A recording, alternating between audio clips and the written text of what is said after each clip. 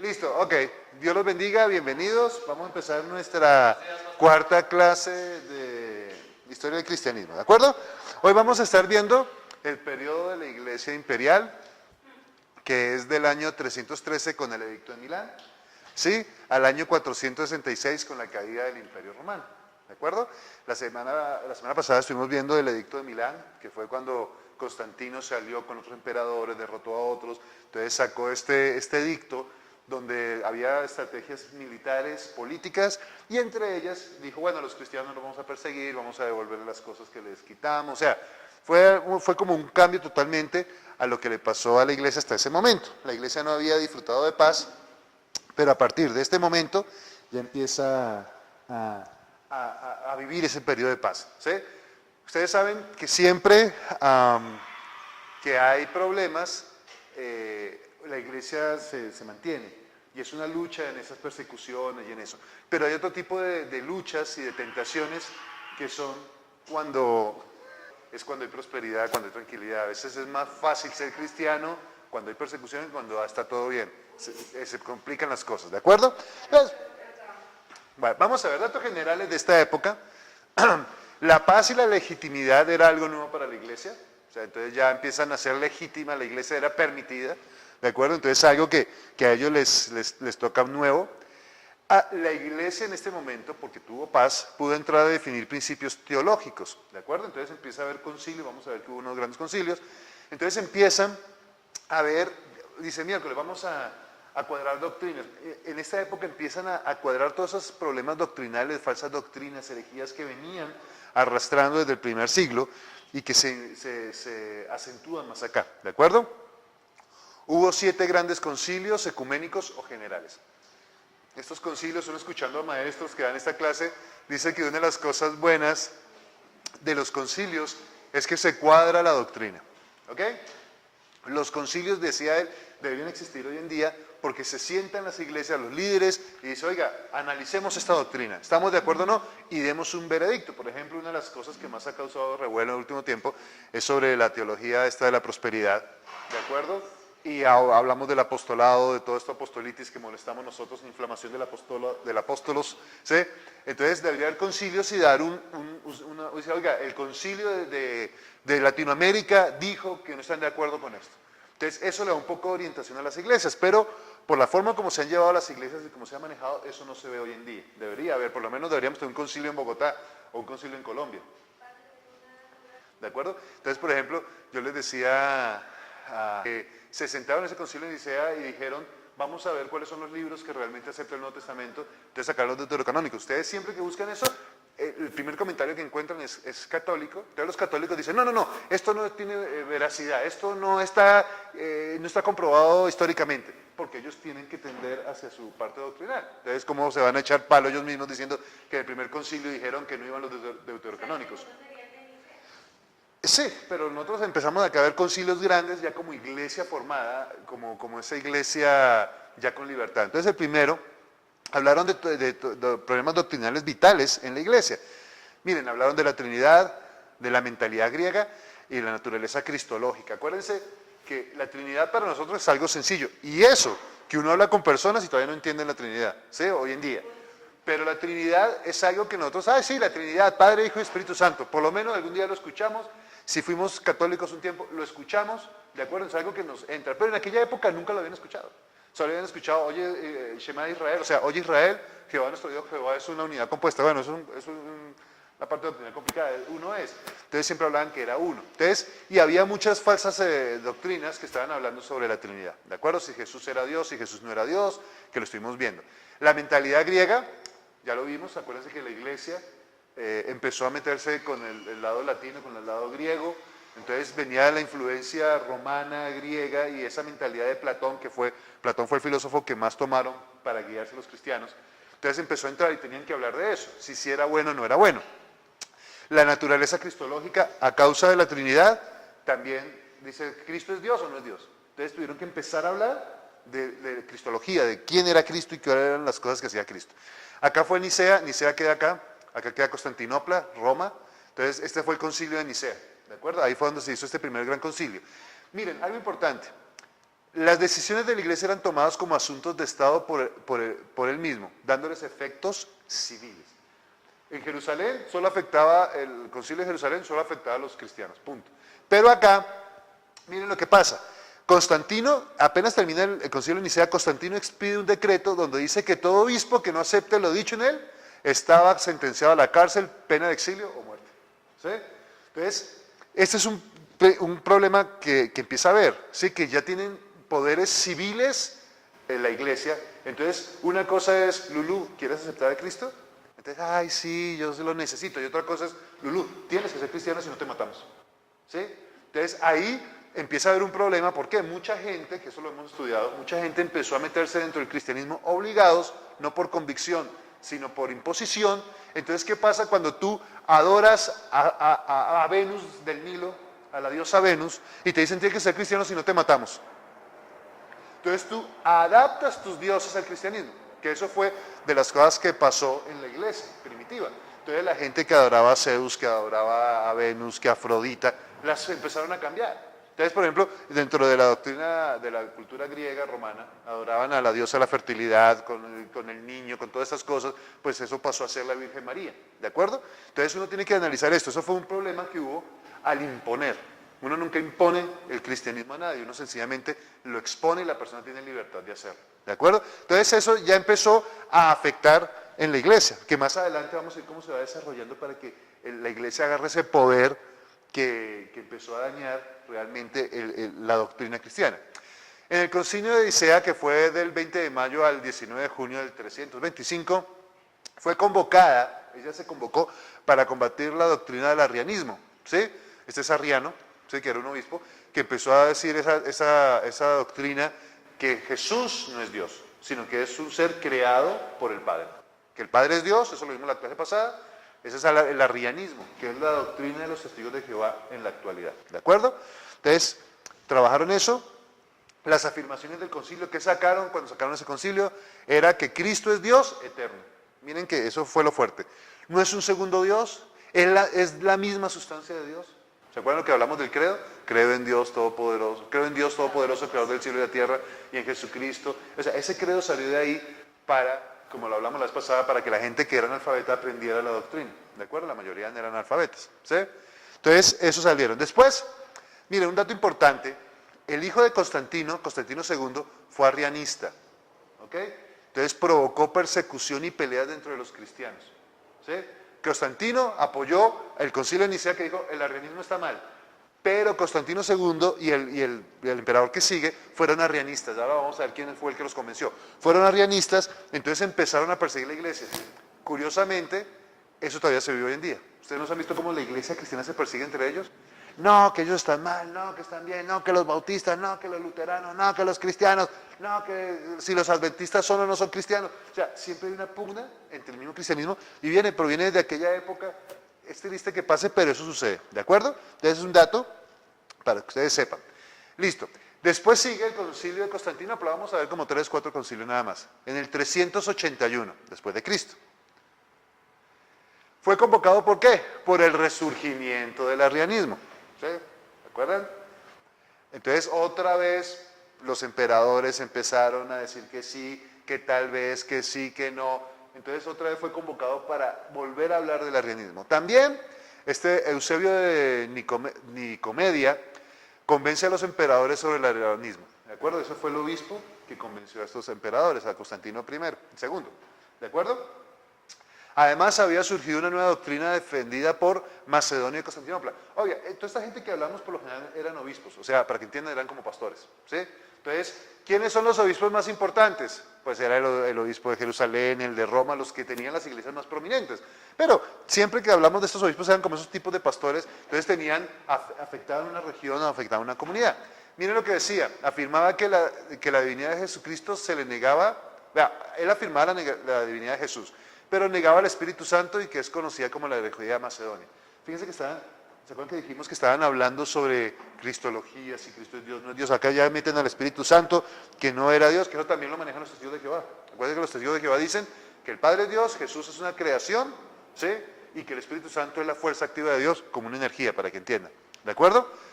Apolinar de la Odisea sostenía que Jesús no era humano, o sea que era solamente Dios. O sea que él no fue humano, sino que agarró como un cuerpito, nunca dejó de ser Dios, él fue Dios en toda su plenitud aquí en la tierra, y eso es falso, es una doctrina que está mal. ¿De acuerdo? Sigamos acá. ¿Cuál sigue? Después sigue el Concilio de Cartago, 418. Miren acá. Pelagio, este señor Pelagio, en el 410 decía que el pecado no lo heredamos.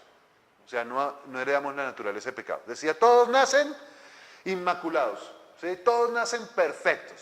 Los niños, a ver, ¿por qué salió esta herejía? Lo que pasa es que en aquella época la mortandad infantil era muy alta, ¿sí? Entonces, como para dar una tranquilidad a los padres, como para darle tranquilidad a la gente que estaba perdiendo sus hijos, este señor Pelagio empezó a decir que los niños iban al cielo. ¿Los niños se van al cielo? ¿Pero porque tienen o no tienen pecado? Ellos tienen la simiente de pecado. ¿Saben por qué son salvos? El niño es salvo por gracia. Porque Jesús dijo, ellos es el reino de los cielos. No porque no tengan pecado, no tengan esa naturaleza de pecado, sino que por la gracia de Dios son salvos. Es que a veces uno confunde y se dice, no, ellos no tienen pecado. No, momentico, tienen la naturaleza pecaminosa. Es más, tú agarras un niño y un niño a los 3 años ya tiene cosas de maldad a veces. Uno ve, pero este pelado pues salió dañado. ¿Verdad? Exacto, pero si ustedes dejan al niño sin nada de enseñanza, el niño por lo general tiende a lo malo. ¿Cómo el bautismo de los niños? El bautismo de los niños lo hacemos después cuando tienen 10, 12 años, 11, 12, cuando tienen conciencia de pecado. Pero sí, si tú agarras al niño y no le enseñas, él tiende a lo malo. El niño miente fácil, el niño tiende a decir groserías, o sea, por la simiente de pecado que tenemos nosotros. Pero entonces este Pelagio decía que no, ellos eran santos y que la sociedad lo corrompía, ¿de acuerdo? Agustín de Hipona, que es el que conocemos como San Agustín, que es de la misma época, ¿sí? Sostiene la bondad de la caída del hombre y su justificación. Miren, con San Agustín hay que tener cuidado, ¿de acuerdo? Fue un excelente teólogo, dijo cosas muy buenas, pero también dijo cosas muy malas, ¿de acuerdo? San Agustín no fue como que uno piensa, ay no, sí, ese fue un ejemplo de cristiano, no. Dijo cosas muy buenas, pero también dijo otras salidas de contexto. Es más, yo les dije que Agustín era hacia el lado griego, o sea, la filosofía griega la tomó mucho. Y Agustín habló mucho de Platón y hablar de que ese conocimiento que le dio Dios a los griegos, eso es aplicable en la vida cristiana. Entonces tuvo también desfases por ese lado a San Agustín. Pero Agustín se habló mucho de que los niños no eran salvos por ser salvos, sino por haber nacido sin pecado, sino por la gracia de Dios, y habló mucho de la justificación. ¿De acuerdo? Dato curioso, San Agustín se convirtió a los 33 años, antes fue mujeriego, tomatrago, el tipo fue malo. Después llegó a ser obispo de una región en Arabia, ¿de acuerdo? Listo. Sigamos acá. ¿Qué pasa más en esta época? Ya no vamos a hablar más de concilios. Empieza en el 420 a verse un espíritu monástico, ¿de acuerdo? Entonces gente veían la maldad que había en la sociedad, veían la maldad de la iglesia, que había corrupción en la iglesia, que estamos perdiendo el camino, y gente con buen ánimo dijeron, vamos a irnos a separarnos, a aislarnos del mundo, y entonces empezó a entrar este espíritu monástico. ¿De acuerdo? Aislarse. Ustedes saben que la Biblia dice que no nos podemos separar del mundo. ¿De acuerdo? Estamos en el mundo, no somos del mundo, pero no nos podemos alejar del mundo. Si no, ¿cómo vamos a ser sal en medio de la tierra y luz en medio de la oscuridad? ¿De acuerdo? Pero en aquella época empezó a venir esa tendencia, empezaron a ver esos tipos de monasterios, de ahí salen los monasterios de hombres, de mujeres, de los monjes, las monjas, ¿de acuerdo? Entonces, desde aquella época uno empieza a ver esto. El clérigo empieza a tener más poderío. Acuérdense que ya el gobierno apoyaba al clérigo. Entonces, los pastores ya empiezan a tener más poder, ¿de acuerdo? Entonces ya no es, yo soy pastor, ay, pobrecito, te van a matar, sino, ay, qué envidia el pastor, vea la casa que tiene, uy, vea, se toma vacaciones 6 meses al año, ¿sí? Entonces, dice, vea, uy, tiene en Nueva York una empresa, una mega casa. Entonces ya eran como vistos, ya empiezan a tener más poder a causa del contexto que estaba pasando. Hubo grandes personajes, yo se los digo acá por encimita, ustedes los pueden investigar a fondo, todo esto es histórico, ustedes consiguen datos de las personas. Entonces está Atanasio de Alejandría, fue defensor de la fe, combatió el arrianismo, ¿sí? del 296 al 376. Ambrosio de Milán, uno de los llamados padres de la iglesia cristiana, ¿de acuerdo? Juan Crisóstomo, gran predicador. Miren, este hombre era apodado Boca de Oro. decían que cuando él predicaba todo el mundo entendía el Evangelio. ¿Sí? O sea, tenía tanta claridad y un don para dar a enseñar la palabra de Dios, que dice que el que lo escuchaba entendía lo que le estaba diciendo. Es espectacular. ¿Sí? Entonces, acuérdense que cuando uno predica, el éxito de un predicador o de un conferencista es que todo el mundo entiende. Si no entienden, pésimo como predicador. ¿Sí? Y hay gente que uno dice, uy, yo sé que está diciendo algo interesante, pues no le entendí la mitad de lo que dijo. A usar palabras rebuscadas, términos que la gente no maneja, y uno dice, ¿pero qué está diciendo? Uno tiene que ser abierto. ¿Se acuerdan cómo enseñaba Jesús, que fue el mejor predicador del mundo? Él decía, el sembrador salió a sembrar. O sea, usaba ejemplos para que todos entendieran. ¿De acuerdo? Acá está Jerónimo de Estridón. ¿Sí? Jerónimo de Estridón hizo algo muy interesante. El obispo, bueno, ustedes cuando buscan esta información, dice el Papa de Roma. No. El obispo que había en Roma en ese momento le mandó a que tradujera la Biblia. ¿De acuerdo? Entonces agarró, creo que fue la Septuaginta, que era la que usaban en ese momento la iglesia. La Septuaginta era una Biblia en griego y en arameo o en hebreo que los mismos judíos habían traducido. Y él agarró esta Biblia en griego y en arameo y en hebreo y la pasó al latín. ¿De acuerdo? Es la que conocemos como la Vulgata latina. ¿De acuerdo? Todavía en día la Iglesia Católica la usa. ¿De acuerdo? Una buena traducción, hecha por un cristiano. ¿De acuerdo? Ya les dijimos que en aquella época eran católicos, pero en el sentido de que nosotros estamos diciendo la verdad, no como un concepto que tenemos de la Iglesia Católica, Apostólica y Romana. ¿De acuerdo? En aquella época eran católicos, pero están diciendo que somos católicos porque estamos diciendo lo que Dios quiere, estamos diciendo la verdad, es universalismo. ¿De acuerdo? Sigamos acá. El imperio empieza a tener problemas. ¿De acuerdo? Entonces empieza a deteriorarse el Imperio Romano. Acuérdense que este periodo termina con la caída de Roma. Entonces vamos a ver cómo empezó a deteriorarse. Los sucesores de Constantino no tuvieron la capacidad de él, o sea, Constantino II, después creo que está, no sé si es Valeriano II, en ese momento no tengo el dato. Ellos empiezan a decaer, no eran tan estadistas como fue Constantino. Entonces empieza a dividirse otra vez el reino, tienen problemas. Fuera de eso, las fronteras estaban desplomando, los germánicos estaban atacando las fronteras. Estos son los que conocemos como ostrogodos y visigodos, ¿se acuerdan? Eso lo vimos en historia en el colegio. Los que estamos arriba de 40, porque hoy ya no ven esa historia, los muchachos ya perdieron historia en el colegio, es aterrador. Entonces, miren, los germanos venían de esta región, ¿de acuerdo? Esta parte de Germania, lo que por eso decimos alemanes, y ellos empezaron a invadir. Mira, por acá empezaron los ostrogodos y llegaron hasta España y se ubicaron en esta parte del Imperio Romano, y los visigodos sí llegaron y se bajaron y se quedaron en esta parte. ¿De acuerdo? Y en esta parte, toda esta parte de acá. Entonces empezaron a atacar las fronteras. Algo curioso, que me pareció impactante, es que estos germánicos empezaron a invadir, a conquistar. Ellos estaban empujados por los hunos, entonces tuvieron que empezar a buscar territorio. Pero al tener contacto con la cristiandad, ellos querían ser evangelizados. Ellos querían conocer al Dios de los cristianos. ¿De acuerdo? Es un dato que me pareció muy bonito y muy interesante. León I, que podríamos considerarlo como el primer papa, ¿sí? Era el obispo en Roma, vamos a ver después qué más hizo él, pacta un acuerdo con Atila el Grande. Atila venía, el rey de los hunos, venía por este lado invadiendo y estaban conquistando el emperador. Los emperadores anteriores tuvieron que cederles tierras a Atila, pero Atila, o sea, ustedes estudian, eso es lindísima la historia universal, y cómo empiezan a decir, sí, hacemos acuerdo, pero qué desacuerdo, después llegaban y mataban y conquistaban y estaban invadiendo. León I hizo un acuerdo. Parece que la gente no sabe qué fue lo que acordó con él, pero Atila se retiró. Yo creo que fue Dios mismo, le dio gracia a Dios, porque Atila venía conquistando y arrasando. Fue León I, se sentó, habló con él, un acuerdo llegaron y Atila se fue. Atila muere 2, 3 años después de eso, retirándose. ¿De acuerdo? Sigamos acá. En el año 390, bueno, otra cosa que vamos a ver más adelante es que los francos también empiezan a invadir, pero eso ya viene en la próxima etapa de la iglesia, que los francos empiezan a invadir y a tomar posesión. Es más, después vienen grandes imperios francos, que son los que van a manejar esta región por un tiempo. ¿De acuerdo? Entonces, en el año 395, Teodosio, que reinó hasta el 450, divide Teodosio II, ¿no? Divide el imperio en dos, en el griego, cuya capital es Constantinopla, y el latino, cuya capital es Roma. ¿De acuerdo? Entonces ya empieza a romperse el imperio. Acuérdense que el reino griego tenía mayor liderazgo y acción que el reino latino. ¿Sí? Entonces los griegos en Constantinopla, y acuérdense que en los cristianos también estaban divididos en dos.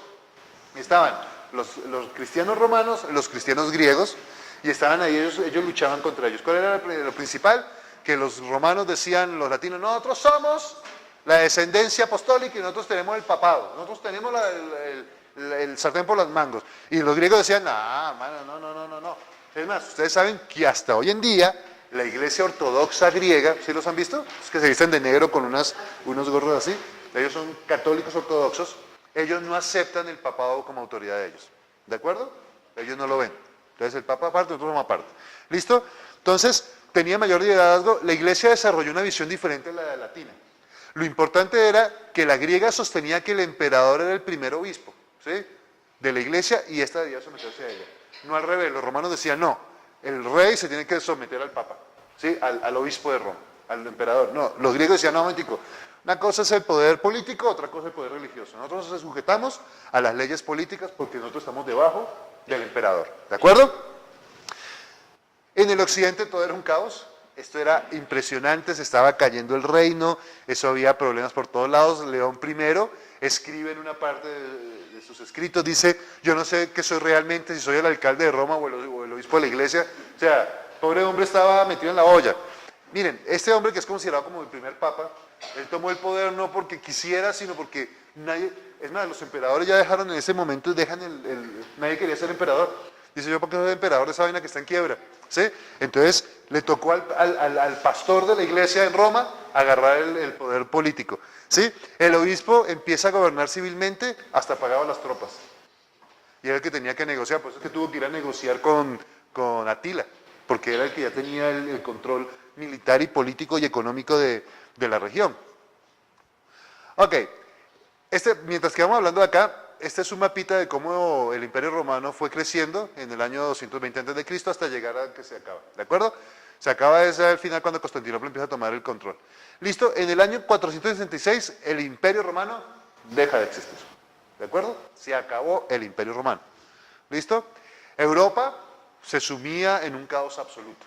Europa, todo esto estaba en un caos absoluto. Acuérdense que estamos hablando de los germánicos, los francos, ¿sí? Esta parte es la de parte de Constantinopla, que cuando cae el imperio, no sé si lo tengo acá, cuando cae el imperio romano, el imperio de Constantinopla toma control de esa región.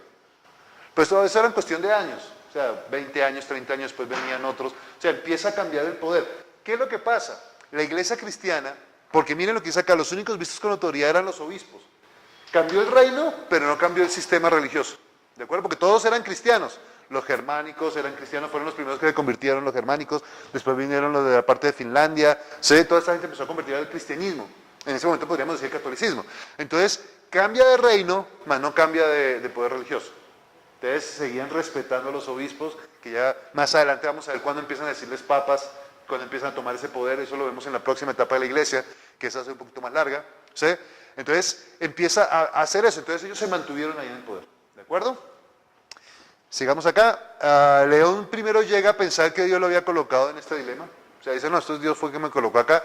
Entonces empezó a manejar de buena gana. Yo creo que uno de pastores dice, no, yo soy pastor y me tocó manejar unos años, pero que venga otro y maneje esto. Así sea un general militar o algo, pero yo no, pero él se quedó ahí manejando esa parte política. ¿De acuerdo? León I y sus sucesores inician la doctrina del primado apostólico de Pedro. ¿Sí? Entonces, más adelante vamos a ver cómo ellos empezaron a decir, no, nosotros, el primer papa fue Pedro y nosotros venimos por ahí, entonces nosotros tenemos el derecho legal de ser papas. Ellos se inician con este primado apostólico, ¿de acuerdo? El imperio bizantino, Constantinopla, toma lugar. Entonces, en esta parte, ya cuando se acabe Roma, el imperio bizantino, que es lo que nosotros conocemos como el imperio de Constantinopla, toma control de esta región. Pues yo decía, listo, se acaba el Imperio Romano, ¿y qué pasó con la iglesia, con toda esta iglesia? ¿Quién empezó a manejar? Los bizantinos manejaron esta parte por unos años, después la pierden, y hasta saben que Constantinopla cae en 1456. O sea, el Imperio bizantino se mantiene hasta 1456. Pero claro que ya su poder se relega a esta parte. Y cae curiosamente con los musulmanes. ¿Sí? Que ustedes saben que toda esta región, hoy en día, es musulmana. Todo esto es musulmán. Entonces, donde estuvo las iglesias acá, esto es Grecia es acá, ¿no es cierto? Y toda esta parte de donde estuvieron las iglesias de la Odisea, Tiatira, Esmirna, todas las que aparecen en Apocalipsis, todas son musulmanes hoy en día. Son países musulmanes, ciudades musulmanas. ¿De acuerdo? Entonces, porque en 1425 toma control de eso, pero eso lo vamos a ver más adelante. Entonces, en Europa, después de que los bizantinos sueltan el poder, la dinastía merovingia, que son los francos, venían por acá, toman control, ¿sí? Entonces, hay dos dinastías francas que son la merovingia y la carolingia, ¿sí? Carolingia está Carlomagno, que eso uno siempre escucha Carlomagno, Carlomagno llegó a ser emperador, fue rey en ese momento, ¿sí? Y él manejó esta región, los francos manejaron esta región por muchos años, entonces ahí ya ellos empiezan a tomar partido en la historia del cristianismo, ¿de acuerdo? Entonces ahí vamos a ver la pugna de poderes, cómo unos reyes permitían que el papa estuviera por encima, otros lo ponían por debajo, entonces empezamos a jugar con todo esto, ¿sí? La próxima charla vamos a estar viendo el próximo periodo, sí, que es la iglesia medieval, entonces ahí vamos a meternos mucho más en todo lo que fue el papado, todo fue como la iglesia, ¿sí? Entonces viene todo ese proceso ahora de la iglesia, la época del oscurantismo, ¿sí? Cómo todo eso se perdió, por qué la iglesia llegó a dar la misa en latín de espalda al público, ¿sí? Nadie entendía nada, ¿sí? No les permitían tener Biblias, o sea, todo eso, por eso también vino ese mover protestante que después surge. ¿De acuerdo? ¿Alguna pregunta? ¿Cómo? La reforma protestante. Que vamos a ver cómo siempre hubo cristianos, gente dentro del catolicismo que mantuvo esa línea de santidad, de buscar la verdad de Dios, y por lo general los llegaban y los sacaban por herejes, los mataban, los perseguían. Pero decían, hombre, pues ¿cómo estamos haciendo esto? ¿De acuerdo? Y vamos a ver también más adelante cómo los mismos errores que se han cometido desde el siglo II los estamos cometiendo hoy en día. ¿De acuerdo? Entonces, bueno, vamos a dejar hasta ahí esta etapa. Amén.